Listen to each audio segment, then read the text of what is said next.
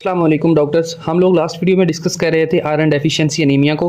हमने उसकी बेसिक जो चीज़ें थी वो डिस्कस की। अभी हम आज की वीडियो में उसकी काजेज़, इन्वेस्टिगेशन और ट्रीटमेंट के बारे में बात करते हैं। ठीक है, तो काजेज़ जो है मेनली हमारे पास टू टाइप्स की हो सकती हैं। ठीक है, इसको डिफरेंट टाइप्स में डिवाइड किया गया बट मेनली टू ही होती हैं। ठीक है, एक होती है लेस इनटेक और दूसरी होती है loss of iron. Less intake या सेकंड होती है लॉस ऑफ आयरन, या समटाइम हम इसको लेस इनटेक को बोल देते हैं कि अगर डिमांड बढ़ जाए, या डिफरेंट इसके पहलू हो सकते हैं। बट मैं इसको सारे के सारे जितने भी हैं उन सारी को एक्सप्लेन कर दूंगा। बट इसमें प्रॉपर क्लासिफिकेशन का मैं नहीं कह सकता कि हाँ ये प्रॉपर क्लासिफिकेशन है। ठीक है, जैसे कि मैंने खुद ही इस पॉइंट को समझा उस तरह आपको समझाता हूँ, होप सो आपको भी समझ आ जाएगा। ठीक है, काजेज़ जो है लेस, एक तो लेस इनटेक हो रही है, ये भी इसकी काज हो सकती है कि हम आयरन ही कम ले रहे हो। जैसा कि मैंने बताया पहले कि लास्ट वीडियो में बताया कि पोर वेजिटेरियन जो होते हैं उनके अंदर माइक्रोसिटिक एनीमिया हो सकता है क्योंकि वो आयरन को ही कम इनटेक कर रहे हैं। सेकंड जो है इसके पास हमारे पास हो सकती है पोवर्टी या गुर्बत जो है। ठीक है, हम कह सकते हैं कोई बंदा ही गरीब है तो उसके पास गोश्त खाने के पैसे ही नहीं है, तो वो उसके अंदर आयरन की कमी हो सकती है। देन इसके अलावा इन्फेंट्स जो होते हैं, या हम कह सकते हैं जो जस्ट बॉर्न बेबीज़ होते हैं या फ्यू मंथ हुए होते हैं, फ्यू ईयर्स के होते हैं, तो उनके अंदर क्या होता है ब्रेस्ट फीडिंग हो रही होती है। तो ब्रेस्ट फीडिंग जो है उसके अंदर आयरन की क्वांटिटी बहुत ज़्यादा कम होती है, तो इस वजह से इन्फेंट्स के अंदर भी माइक्रोसिटिक एनीमिया हो सकता है। इसके अलावा जो ओल्ड एज के पर्सन होते हैं, ठीक है, ओल्ड एज में क्या होता है, ओल्ड एज मैंने बताया था कि ड्यूडिनम जो है वहाँ से अब्जॉर्ब होती है हमारे पास आयरन। तो हमारे पास जो ड्यूडिनम पार्ट है उसके अंदर वो जो है वहाँ पे प्रॉपरली अब्जॉर्ब ही नहीं कर रहा, क्योंकि उसकी जो क्या कह सकते हैं कि अवेलेबिलिटी जो इंटेस्टाइन की है वो कम हो चुकी है, जिसको हम सिंपली मेल न्यूट्रिशन भी कहते हैं। तो ओल्ड एज में जो है आयरन अब्जॉर्ब ही नहीं हो रही है उसकी इंटेस्टाइन से। देन इसके अलावा काज हो सकती है प्रेगनेंसी। प्रेगनेंसी के अंदर ज़्यादा चाहिए होती है क्योंकि बेबी की जो है वो मदर के यूट्रस के अंदर होता है, तो वहाँ पे उसको बहुत सारी और भी मीन के न्यूट्रिशंस चाहिए होती हैं, तो उस कंडीशन में भी मदर के पास आयरन की डेफिशिएंसी हो सकती है। इसके अलावा जो हमारे पास ग्रोइंग एज हो सकती है, या हम कह सकते हैं प्यूबर्टी की एज होती है, तो उस वहाँ पे भी हमारे पास आयरन की बहुत ज़्यादा कमी हो सकती है। ठीक है, तो ये एक तरह की ये इस टाइप की काजेज़ हैं। सेकंड है loss of iron. Loss of iron में भी डिफरेंट कंडीशंस हो सकती हैं, like as the blood loss हो सकता है। ब्लड लॉस में क्या क्या होगा, लाइक एज मेंसेस हो रहे हैं फीमेल्स के अंदर, जीआईटी की ब्लीडिंग हो रही है, मीन के उसकी जो जीआई है मतलब गैस्ट्रो इंटेस्टाइनल ट्रैक है उसके अंदर ब्लीडिंग हो रही है, या समटाइम कहते हैं मेरे स्टोमच के अंदर ब्लीडिंग है, या अल्सर्स वगैरह हो सकते हैं। ठीक है, इसके अलावा ट्रॉमा हो सकता है। ट्रॉमा क्या होता है, किसी को चोट लग जाए तो उसकी ब्लीडिंग होना स्टार्ट हो जाए। ठीक है, इन्फेक्शंस हो सकते हैं। इन्फेक्शन के अंदर भी हमारे पास जो ब्लड सेल्स होते हैं वो टूटते हैं और आयरन की कमी हो सकती है। इसके अलावा जो है कुछ पेशेंट्स ऐसे होते हैं जिनके अंदर ड्यूडिनम, क्योंकि मैंने बताया था कि ड्यूडिनम ही अब्जॉर्ब करवाती है हमारे पास आयरन को, तो ड्यूडिनम ही रिमूव कर दी जाए तो हमारे पास आयरन अब्जॉर्ब ही नहीं होगी। ठीक है, ड्यूडिनम रिमूवल वाले पेशेंट भी आपको मिलेंगे जिसके अंदर आयरन की कमी होगी या माइक्रोसिटिक एनीमिया होगा। इसके अलावा गैस्ट्रेक्टोमी हो सकती है। गैस्ट्रेक्टोमी क्यों होता है, ये जो है स्टोमच के रिमूवल को बोलते हैं गैस्ट्रेक्टोमी। तो हमारे पास जो स्टोमच होता है वो बहुत सारी, ये प्रोनाउंसिएशन में डिफरेंस होता है। सम पीपल इसको स्टमच बोलते हैं, स्टमिक बोलते हैं, स्टमिश बोलते हैं, जो भी बोलते हैं। तो जो हमारे पास स्टमच के रिमूवल को बोलते हैं गैस्ट्रेक्टोमी। तो अगर वो वहाँ से एसिड्स वगैरह रिलीज हो ही नहीं रहा है बिल्कुल ही, तो आयरन कैसे अब्जॉर्ब हो पाएगा, क्योंकि डाइजेशन के लिए ये जो है गैस्ट्रिक जूसेस की बहुत ज़्यादा ज़रूरत होती है। ठीक है, तो ये हमारे पास मेन काजेज़ हैं जो कि हो सकती हैं, पॉसिबिलिटीज़ हो सकती हैं आयरन की डेफिशिएंसी की वजह से। ठीक है, देन इसके अलावा भी लाइक एज जो विटामिन सी होता है वो एसिडिक इन्वायरमेंट पर प्रोवाइड करता है। मैंने बताया कि एसिड जो है जो स्टोमच होता है उसके अंदर एसिड होता है, तो एसिड जो है ये प्रोवाइड करता है एक किस्म का acidic environment with the help of vitamin C. ठीक है, विटामिन सी की हेल्प से हमारे पास जो विटामिन सी की हेल्प से स्टोमच के अंदर एसिड जो है वो इन्वायरमेंट प्रोवाइड करता है, जिसकी हेल्प से हमारे पास आयरन जो है वो अब्जॉर्ब होती है। ठीक है, तो ये पॉइंट भी होप्स हो कि आपको क्लियर हुआ।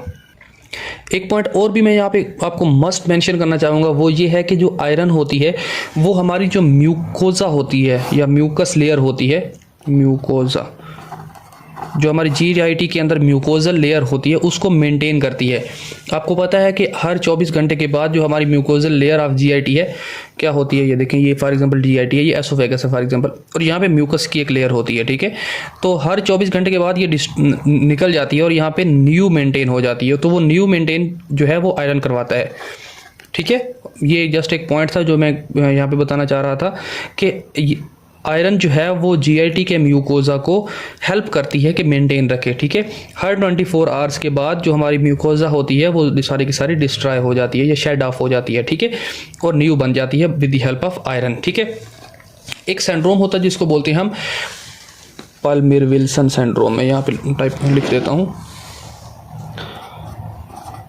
पाल्मिर विल्सन सिंड्रोम, ठीक है।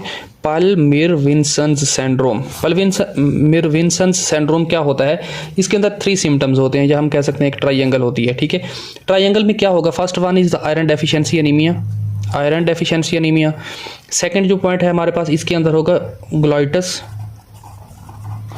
Inflammation of the tonsils, sorry tongue, और हमारे पास थर्ड होगा डिस्फेजिया, डिस्फेगिया या डिस्फेजिया जो भी बोलते हैं पीन के, उसका जो है एसोफेगस जो है वो वॉम्ब शेप की हो जाएगी।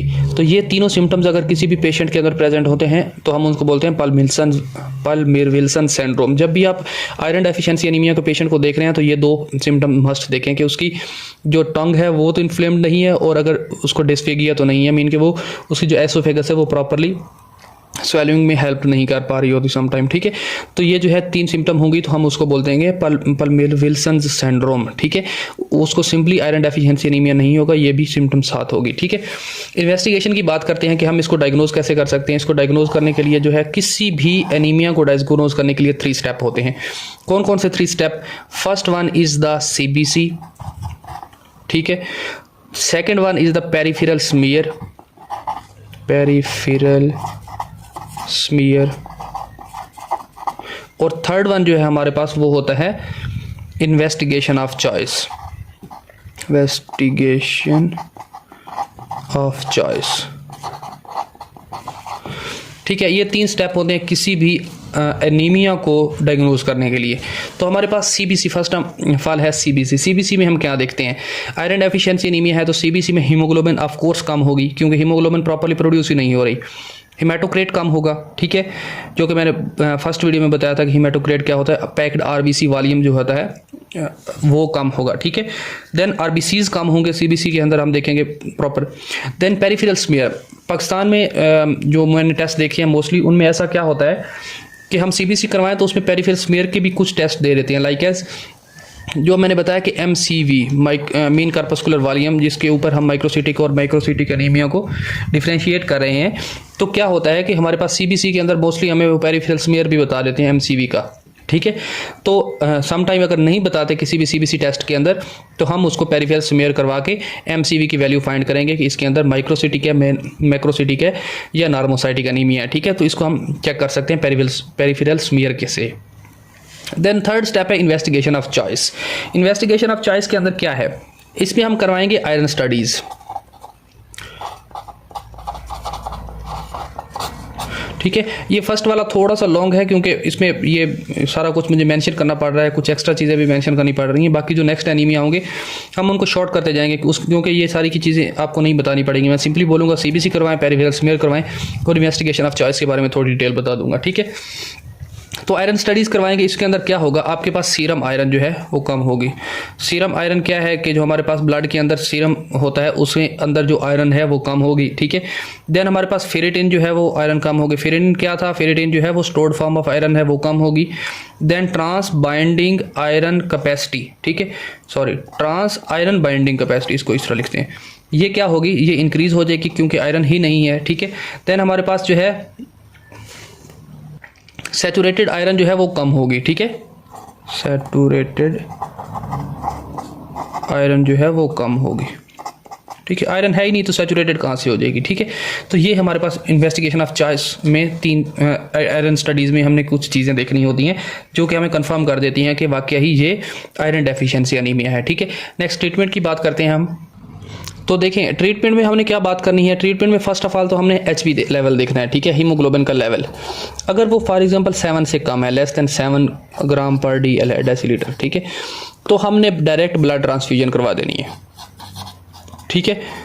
ये ज़रूरी नहीं है कि उसको आयरन डेफिशिएंसी एनीमिया हो, फ्यूजन जो भी स्पेलिंग, ठीक है, तो ज़रूरी नहीं है कि उसको आयरन डेफिशिएंसी एनीमिया ही हो, उसको कोई भी एनीमिया हो, कोई भी काज हो, जब भी उसकी एचबी लेवल आप 7 से कम हो देखेंगे, उसको डायरेक्ट आपने रिकमेंड करना है ब्लड ट्रांसफ्यूजन, ठीक है। अगर आप मेडिकल के स्टूडेंट हैं तो अक्सर आपके पास रिपोर्ट्स वगैरह लोग सेंड करते रहते हैं, डॉक्टर साहब ये देख के बताएं, डॉक्टर साहब वो देख के बताएं, तो आपने उसको सिंपली जस्ट देखना है कि हीमोग्लोबिन जो है वो कम है, तो उसको बोले ब्लड ट्रांसफ्यूजन करवाने, बात खत्म। समटाइम डॉक्टर उनको बोल देते हैं कि ब्लड ट्रांसफ्यूजन करवा लें, लेकिन वो अपनी सेटिस्फेक्शन के लिए वो आपसे फिर पूछते हैं कि डॉक्टर साहब हमें ये बताएं कि ये एचबी जो है वो 7 से कम है, या वो रिपोर्ट सेंड कर देते हैं, डॉक्टर साहब इसको ब्लड की ज़रूरत है या नहीं है, हम अरेंज नहीं कर पा रहे हैं, तो आप बता दें हमें इसको करवाना है या नहीं करवाना। तो आप उसको मस्ट रिकमेंड करें कि अगर 7 से कम है तो ब्लड ट्रांसफ्यूजन करवा लें, ठीक है। देन अगर उसमें आयरन डेफिशिएंसी के पेशेंट में अगर एचबी लेवल जो है हमारे पास वो ज़्यादा है 7 से बट कम है 11 से, ठीक है, 7 to 11 की रेंज में है, तो हम उसको बोलेंगे डिफरेंट मेडिसिन। कौन कौन सी? First one is the iron ferrous sulphate. Iron ferrous sulphate क्या है? ये पाकिस्तान के अंदर जो है एक मेडिसिन आती है जिसको बोलते हैं आइबर्टेक्स, आइबर्ट, इस तरह कुछ नाम से आती है, ब्रांड का नेम है ये, ठीक है। मेनली जो इसका फार्मूला नेम है वो आयरन फेरस सल्फेट है। तो आयरन फेरस सल्फेट जो है ये 7 to 11 एचपी है, तो उसके अंदर कंडीशन के अंदर आपने देनी है, ठीक है। इसकी जो डोजेज वगैरह है वो है 200 mg 3 times a day, ठीक है। और इसमें नॉर्मली जो हमारे पास ये एक फॉर एग्जांपल एक गोली होती है, उसके अंदर होता है 60 mg आयरन होता है, और हमारे पास 140 mg फेरस सल्फेट होता है, ठीक है, फेरस सल्फेट होता है, और इसके अंदर 60 mg आयरन होता है, ठीक है। तो ये आपने दे देनी है। जब आप ये दे देंगे तो देन इसके अलावा जो नेक्स्ट मेडिसिन है, फॉर एग्जांपल एक मेडिसिन आपने ये चूज़ कर सकते हैं, या सेकंड मेडिसिन आप यूज़ कर सकते हैं फेरस ग्लूटानेट,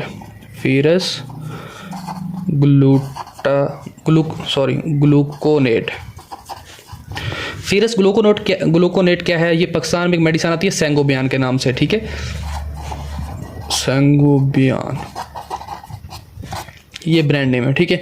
तो फेरस ग्लूकोनेट आप दे देंगे तो ये इसकी डोजेज है वो है 325 मिलीग्राम, ठीक है, 325 मिलीग्राम दे देंगे, और इसकी एक गोली के अंदर जस्ट 35 मिलीग्राम जो है वो आयरन होता है, ठीक है। होप्स हो कि ये चीज़ें आपको क्लियर होंगी। ये जस्ट डोजेज के नाम वगैरह याद कर रखने के लिए होते हैं, समटाइम एग्जामिनर पूछ लेता है, but in the most cases ये जो डोजेज वगैरह जितनी भी होती हैं या मेडिसिन के मोस्टली नाम जो होते हैं वो हमें क्लिनिकल प्रैक्टिस में सीखने को मिलते हैं। अगर आप क्लिनिकल प्रैक्टिस मतलब कर रहे हैं तो आपके लिए दी बेस्ट है। अगर आप नहीं कर पा रहे या नहीं करते तो आपको जब फर्दर मूव करेंगे, क्योंकि ये जो चीज़ें आयरन डेफिशिएंसी एनीमिया वगैरह के बारे में सेकंड ईयर में भी बात की जाती है, ठीक है। तो ये जो सारी चीज़ें हैं, जब आप प्रैक्टिस के लिए जाएंगे तो ये सारी चीज़ें आपको वहाँ पे क्लियर करवा देंगे, ठीक है। और ये सारी मेडिसिन मोस्टली जो है वो आपको फिंगर टिप्स पे याद हो जाएंगी, बट आपने फार्माकोलॉजी को ज़रूर टच दे के रखना है, क्योंकि आपको पता होगा इनके मैकेनिज्म ऑफ एक्शन क्या है, ठीक है। देन जो ट्रीटमेंट डोजेज वगैरह हैं, ये हम जो कुछ भी दे रहे हैं, ठीक है, इसमें ये है कि ये आपको जस्ट विद इन 1 मंथ के अंदर ये सारा कुछ आपकी जितने भी पेशेंट की सिम्टम्स होंगी वो सारी की सारी ख़त्म होना स्टार्ट हो जाएंगी, ठीक है। बट आपने इसकी जो डोजेज है वो 3 to 6 मंथ उसको बोलना है कि रिकमेंड करनी है कि 3 to 6 मंथ इन मेडिसिन को यूज़ करे। अगर वो छोड़ देता है तो मे बी वो रिकरेंस के चांस है ये दोबारा हो सकती है, ठीक है। तो जब हम ये मेडिसिन दे रहे होते हैं तो नॉर्मली हमारे पास जो एचबी लेवल है वो बढ़ रहा होगा 1 ग्राम पर डे, 1 ग्राम डेली पर वीक, ठीक है। एक वीक के अंदर उसकी जो 1 ग्राम पर डेसीलीटर है, ठीक है, वो इंक्रीज़ हो रहा होगा हीमोग्लोबिन। फॉर एग्जांपल उसका हीमोग्लोबिन था आपके पास 9, ठीक है, 9 हीमोग्लोबिन था, आपने ये मेडिसिन देना स्टार्ट की। आफ्टर 1 वीक उसका जो ये लेवल है वो 9 से 10 पे जाना चाहिए, ठीक है। अगर 10 पे नहीं जा रहा तो आपने इन्वेस्टिगेशन गलत की है या डायग्नोज ही गलत किया है, ठीक है। तो ये हमारे पास सिंपल सा एक कंसेप्ट था आयरन डेफिशिएंसी एनीमिया के बारे में, ठीक है। सॉरी मैंने यहाँ पे एक पॉइंट मिस किया, वो मैं यहाँ पे मेंशन जरूर करना चाहूँगा क्योंकि एग्जाम से में आप पूछ लेते हैं। जस्ट मैं इसको स्किप करना चाह रहा था बट दिस इज़ इंपॉर्टेंट, ठीक है। अगर फॉर एग्जांपल मैंने बताया था कि ड्यूडिनम से आयरन जो है वो अब्जॉर्ब होती है, तो ड्यूडिनम अगर रिमूवल पेशेंट है तो उसको हम कैसे देंगे। फॉर एग्जाम्पल ये तो हम मेडिसिन दे देंगे तो उस पर तो असर ही नहीं करनी, तो उस कंडीशन में आपने क्या करना है, उस कंडीशन में आपने देना है आयरन सार्बिटोल, ठीक है। आयरन सार्बिटोल कम्प्लेक्स दे देंगे उसको, ये जो है वो डायरेक्टली, और देना कौन सा है, पेरेंटेरल रूट देना है आपने, ठीक है, आईवी देना है। तो ये जो है 1.5 मिलीग्राम पर केजी, ठीक है। तो आयरन सार्बिटोल कम्प्लेक्स देना है 1.5 मिलीग्राम पर केजी। किस कंडीशन में, अगर उसकी ड्यूडिनम रिमूव कर दी गई है या उसको ऑरल टॉलरेंस नहीं हो पा रही, ठीक है। ऑरल टॉलरेंस का क्या मतलब होता है कि अगर वो मेडिसिन खा रहा है तो उसकी इन मेडिसिन से कोई फ़र्क नहीं पड़ रहा, तो आपने उसको इंजेक्शन की फॉर्म में आयरन सार्बिटोल कम्प्लेक्स दे देने हैं, ठीक है। एक चीज़ और यहाँ पे मेंशन करना चाहूँगा वो ये कि कभी भी एंटी एसिड्स नहीं देने किसी भी पेशेंट को जिसके अंदर आयरन डेफिशिएंसी एनीमिया हो और आपको उसको आयरन वाले ये चीज़ें दे रहे हो, क्योंकि आपको बताया कि आयरन जो है वो एसिडिक कंडीशन में अब्जॉर्ब होती है, ठीक है। आयरन को क्या चाहिए होता है, एसिडिक कंडीशन, एसिडिक इन्वायरमेंट चाहिए होता है जब उसने अब्जॉर्ब होना होता है, ठीक है। अगर आप किसी भी पेशेंट को एंटी एसिड दे देंगे तो वो आयरन जो है वो प्रॉपर्ली अब्जॉर्ब ही नहीं हो पाएगा, ठीक है। तो आयरन डेफिशिएंसी वैसे की वैसे रह जाएगी, ठीक है। अगर साइड इफ़ेक्ट्स की बात करें इसमें, तो इसके ट्रीटमेंट्स के साइड इफ़ेक्ट्स में, तो इसमें डायरिया, ब्लैक स्टूल हो सकता है, कॉन्स्टिपेशन, पेन इन एब्डोमेन, और इसके अलावा जो है वो एनाप्लास्टिक शॉक भी हो सकता है, ठीक है, क्योंकि ब्लड प्रेशर डिक्रीज होगा, ठीक है। देन आयरन विटामिन सी के सप्लीमेंट्स भी आप दे सकते हैं, क्योंकि मैंने बताया था कि विटामिन सी जो है वो एसिडिक इन्वायरमेंट प्रोवाइड करने में हेल्प करता है, ठीक है। विटामिन सी के सप्लीमेंट्स भी आप दे सकते हैं विद दीज मेडिसन्स, ठीक है, क्योंकि वो एसिडिक इन्वायरमेंट प्रोवाइड करते हैं और वो बहुत ज़्यादा इजीली मेंटेन कर सकता है आयरन की अब्जॉर्प्शन को, ठीक है। एक चीज़ जो कि हमारे पास होता है, पाइका एक कंडीशन होती है, PICA। इसके अंदर क्या होता है, इसके अंदर ये होता है कि नॉन ईटेबल थिंग्स जो है पेशेंट खाना स्टार्ट कर देता है। उसके अंदर भी एक कंडीशन है, नॉट श्योर कि ये पाइका आयरन डेफिशिएंसी एनीमिया में ही होता है, but in the most of cases pica जो है ये कंडीशन होती है। इसके अंदर non eaten able things like as कुछ और लड़कियां जो या औरतें जो होती हैं उनको मट्टी खाने का या क्ले खाने को दिल करता है, ठीक है। या इसके अलावा जो बच्चे होते हैं वो अपने नेल वगैरह खा सकते हैं, या साल्ट बहुत ज़्यादा खाने को दिल करता है उनका, ठीक है। तो आपने ये जो है ये याद रखना है कि अगर इस तरह की कोई भी कंडीशन है तो उसको 80 to 90% उसको यही प्रॉब्लम होगा कि उसको आयरन डेफिशिएंसी अनीमिया होगा, ठीक है। इसके अलावा जो आयरन डेफिशिएंसी अनीमिया है उसके अंदर मैंने बताया था प्रोटोपोरफायरन के अंदर आयरन होता है, तो आयरन जो है उसकी डेफिशिएंसी हो रही है, तो इस वजह से हमारे पास ये जो है इसके अंदर आयरन नहीं होगा। आयरन ना होने की वजह से क्या होगा, फ्री इरिथ्रोसाइट प्रोटोपोरफायरन इंक्रीज हो जाएंगे। अगर इस पॉइंट की आपको समझ नहीं आई तो आपको हीमोग्लोबिन की स्ट्रक्चर का वाला वो वीडियो देखनी पड़ेगी, उसका लिंक मैं कमेंट बॉक्स में आपको दे दूंगा। वीडियो बहुत ज़्यादा लॉन्ग हो गई है और आप बहुत ज़्यादा बोरिंग फुल कर रहे होंगे मे बी। तो ये जो है ये एक सिंपल सा और इजी कंसेप्ट था आयरन डेफिशिएंसी एनीमिया के बारे में। अगर आपको कोई पॉइंट समझ नहीं आया, कोई चीज़ क्लियर नहीं हुई, तो आप कमेंट बॉक्स में इस क्वेश्चन पुट कर दें, मैं इंशाल्लाह as soon as possible answer करने की ट्राई करूँगा। मज़ीद आपका टाइम वेस्ट नहीं करूँगा। तो आज के लिए इतना ही, खुश रहिए। थैंक यू डॉक्टर्स, अल्लाह हाफिज़।